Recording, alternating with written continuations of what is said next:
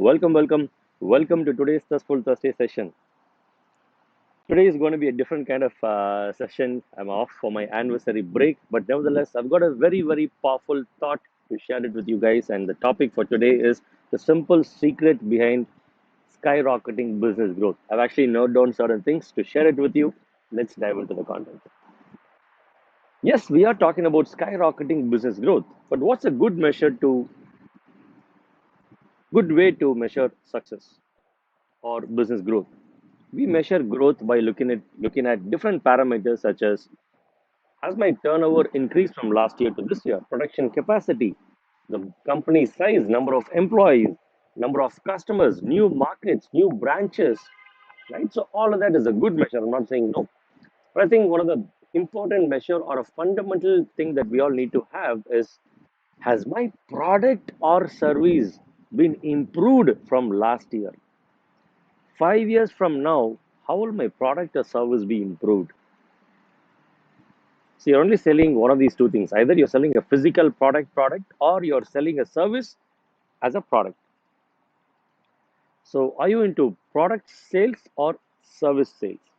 Okay, I would, as of now, even if it's a service, I think in corporate terms we began to call them as product. Even if you in banks or insurance companies, they say this is product one, product two. So service also people, call it as product these days. So basically, you're either selling a physical product or a service product. So how is your product being improved from year on year? I think that's the fundamental parameter we all have to look at. If you have the same products and expect all the other parameters to change, such as turnover, number of branches, number of employees, I don't think it's going to happen. For that, you have to be obsessed with customer problems, customer pain points. Be obsessed with building world-class products. I have noted down certain certain examples of how some companies have improved their products, so that it will give you a sense of why this is so important for us to achieve skyrocketing growth in our business. As I'm wearing an earpod, we'll start with this. Okay, this is a different earpod, but I think the latest version, it's called as, I think, third gen or something like that. It's called noise cancellation. It's got that small buds inside, but when you plug it in completely, it arrests all the noise. If you're doing a meeting, it's super good. You can turn on the noise cancellation. You'll not hear a thing of what's going on out. Sometimes if you're going for a walk, that becomes dangerous, right? So in that case, you can turn on the transparency mode. What's the transparency mode? Is that you're wearing that buds, but still when you walk on the road, you can hear the horn sound, the bus honking, people talking, all that you can still hear. It's called transparency mode. See how people are so obsessed with making best products. Like for some of us, we might feel okay, yeah, these companies, they simply charge and all that stuff. But if you look at deep, there's so much of R&D, there's so much of product betterment available. Like speaking of Apple, now if you look at the iPhone, off late they've released a software updation. There's a pain point. The pain point is that you have to scan your face to open the phone, but if you're wearing a mask or glasses, it's not possible. So it's like, man, I'm wearing mask because I don't want to get COVID. So I'm just, for every time I open the phone, I'll have to mask down, just do it. But in this current version, it can actually track you along with, it scans you along with your mask, or it will scan you along with your glasses. If you've got two or three pairs of glasses, you can scan all of them. Now, some of you might think, no, no, no, that could be a security threat. No, there's a lot of R&D going on inside these guys. But what I want to tell you is, look at the small things. Like definitely customers are going to be happy, because I think average every customer would open the phone at least 20 to 50 times a day. And when every time they open it with the mask on, I think that's going to be a wow feel for them. How is your product and my product getting better every month, every year? Some more examples on its way. Talking about mixer grinder, we all have mixer grinders. Probably we use it for a long time, nothing wrong, good. But just check out what's available in the market. So much of evolving. Okay, there's mixer, grinder, blender, juicer, whatnot, chopper. Okay, It's not like companies have only four products and they try to make billions of dollars with that. No, evolving the product. Even if you have a retail store, how can your shopping experience be different? Like in some mart, there's even automated shopping experience. People pick up the product, there's a small scanner. It's just like online shopping. There's a small scanner, they take the physical product, keep it on the scanner, automatically it scans, then finally the billing comes, they tap their card, pay the money, they take off and go. Shopping experience. I'm not saying you have to invest, you have to do all this, but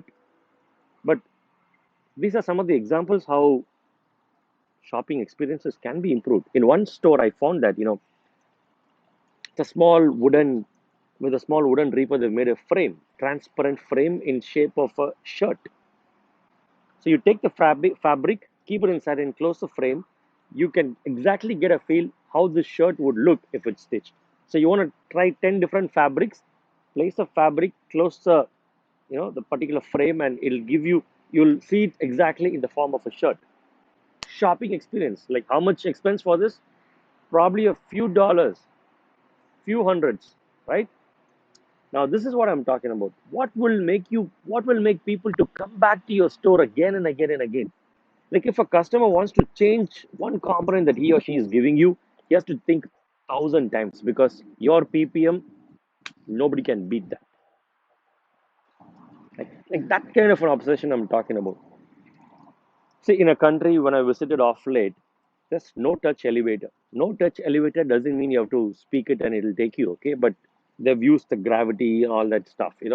If you want to go and press two, before pressing two, just take your hand close by.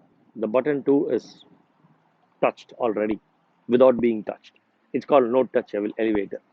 So I'm not saying you have to do all this, but see how the elevator company is thinking of a new market, and it's all not done just because making money. It's by being obsessed by solving problems, and money is always a byproduct.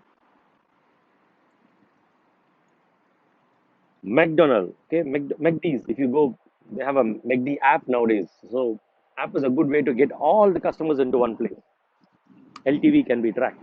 Or they also have some touch screens.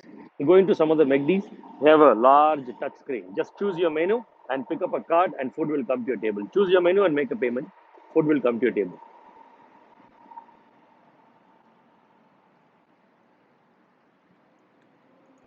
Trolleys. Okay, in flights, when you take your hand baggage, I think 7 kg is the weight allowed, and most of the trolleys itself will be 3.5 kgs. Okay, now off late I saw Hush Puppies trolley in an ad, 2 kgs.